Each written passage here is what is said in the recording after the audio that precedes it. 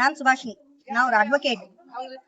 Animal cruelty அப்படிங்கிறது இன்னைக்கு நாளுக்கு நாள் ஜாஸ்தி ஆயிட்டே போகுது, அதிகமாயிட்டே போகுது. நீங்க எல்லாம் நினைச்சிட்டு இருக்கீங்க நாய் அடிச்சா ஒண்ணும் தெரியாது, பூனை அடிச்சா தெரியாது, நீங்க தெரியாதுன்னு நினைச்சிட்டு இருக்கீங்க.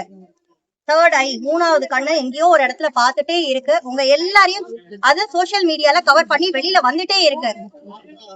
இத்தினோண்டு நாய் தானே, அத்தினோண்டு பூனை தானே அப்படின்னு நினைச்சிட்டு இருக்கீங்க. இத்தினோண்டு நாயும் இல்ல, இத்தினோண்டு பூனையும் இல்ல. பிறந்த குழந்தையா இருக்கிற நாய்க்குட்டியா இருந்தாலும் பூனைக்குட்டியா இருந்தாலும் அதை சாகடிச்சா குரூவாலிட்டி தான். நீங்க எல்லாம் நினைச்சிட்டு இருக்கீங்க சட்டத்துல இருந்து தப்பிக்கலான்னு. சான்ஸே இல்ல. சட்டம் உங்களை வச்சு செய்யும், தயவு செய்து புரிஞ்சுக்கோங்க.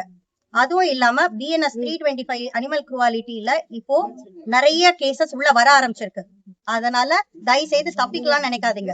ஒண்ணு. ரெண்டாவது, இப்போ நிறைய குரூவாலிட்டி சிசிடிவி ஃபுட்டேஜ்ல கவர் ஆகி சோசியல் மீடியால நாளைக்கு நீங்க இந்த குரூவாலிட்டி பண்ணிட்டு நான் ஜெயில இருந்து பெயில் வாங்கிட்டேன் அப்படின்னு மார்க் தட்டின்னு நீங்க சுத்தலாம். ஆனா ஒண்ணே ஒண்ணு யோசிச்சு பாத்தீங்களா, அந்த சோசியல் மீடியால இருக்கிற வீடியோஸ ஃபியூச்சர்ல உங்க குழந்தை, உங்க ஃபேமிலி மெம்பர்ஸ், ஃப்ரெண்ட்ஸ் எல்லாரும் அதை பார்த்துட்டே இருக்கும் போது உங்க சுத்து வட்டாரத்துல இருக்கிறவங்க பார்க்கும் போதுல உங்க மூஞ்சி அவங்களுக்கு மைண்ட்ல என்ன வரும்? அடுத்த வாட்டி உங்களை பார்க்கும் போது அந்த நாயோ பூனையோ கத்தினது, அழுதது, செத்து போனது, அதோட வலிதான் எல்லாருக்கும் கண்ணுக்கு முன்னாடி வரும். உங்களால நிம்மதியா அந்த தெருவுல இனிமே இருக்க முடியுமா? அந்த ஊருக்குள்ளேயே இருக்க முடியுமா? நீங்க வேற ஊர் போனாலும் தப்பிச்சிடலாம் நினைக்கிறீங்க. வேற ஊர் போனாலும் அங்கேயும் இந்த சோசியல் மீடியாங்கிறது எல்லாம் வெளியில வந்து அவங்க எல்லாம பார்க்க மாட்டாங்க. உங்களை பார்த்தாலே காரி துப்ப மாட்டாங்க.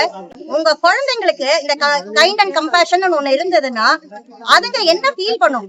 ஐயோ என்னோட அம்மா இந்த மாதிரி பண்ணிட்டாங்க. இல்ல அந்த குழந்தை ஸ்கூலுக்கோ இல்ல காலேஜுக்கோ போகும்போது அவங்கள சுத்தி இருக்கிற மீதி ஸ்டூடெண்ட்ஸ் பேச மாட்டாங்க. இல்ல உங்க ஹஸ்பண்ட் ரொம்ப நல்லவரா இருக்கட்டும், அவர் ஆபீஸ்ல அவங்கள ஏச மாட்டாங்க. இனிமே சட்டத்துல பொம்பளை, ஆம்பளை, வயசானவங்க, சின்னவங்க இதெல்லாம் கிடையாது. FIR உங்க பேர்ல இருக்கிற வரைக்கும் ஒரு பாஸ்போர்ட்டுக்கு அப்ளை பண்ண முடியாது. உங்களால இந்த நாட்டை விட்டு வெளியில போக முடியாது. உங்களால உங்க ஃபேமிலியில இருக்கிறவங்களுக்கும் இது ஒரு இது பண்ணணும், பிசினஸ் ஆரம்பிக்கிறீங்க, ஒரு லைசன்ஸ் வாங்கணும், ஏதோ ஒண்ணு பண்ணணும் அப்படின்னா கூட உங்களால எதுவும் பண்ண முடியாது. FIR உங்க பேர்ல இருக்கிற வரைக்கும் ரொம்பவே கஷ்டம். ஒரே ஒரு எக்ஸாம்பிள், இப்ப கடைசியா நடந்த மீனாட்சி மிஸ்ரான்னு ஒரு லேடி அவங்க பண்ணிருக்காங்களே, இப்ப நியூஸ் பேப்பர், டிவி எல்லாம் அவங்க மூஞ்சி, அவங்க கையில ஒரு குழந்தை வச்சுட்டு இருக்காங்க. அந்த குழந்தை நாளைக்கு கொஞ்சம் பெருசாகி ஸ்கூலுக்கு போனா அந்த குழந்தையோட அம்மா நீ எப்படி போய் நிப்ப? வெக்கமா இல்ல? உன்னால அந்த குழந்தைக்கு எவ்வளவு அசிங்கம். எந்த ஸ்கூல்ல போய் சேர்க்க போற? தமிழ்நாட்டிலேயே உன்னால எந்த ஸ்கூல்லயும் சேர்க்க முடியாது. அந்த மாதிரி நீ பண்ணி வச்சிருக்க உன் குழந்தையோட லைஃப். தயவு செய்து உன் கோபம், உன் சண்டைனா நேர போய் அந்த ஏத்த வீட்டுல சண்டையா அந்த பொம்பளை எழுத்து போட்டு அடிக்க வேண்டியதானே? அதுக்கு தைரியம் இல்ல உனக்கு. வாயிலா ஜீவன் அத்தனோட பிறந்த குழந்தைய போட்டு நீ அடிக்கிற.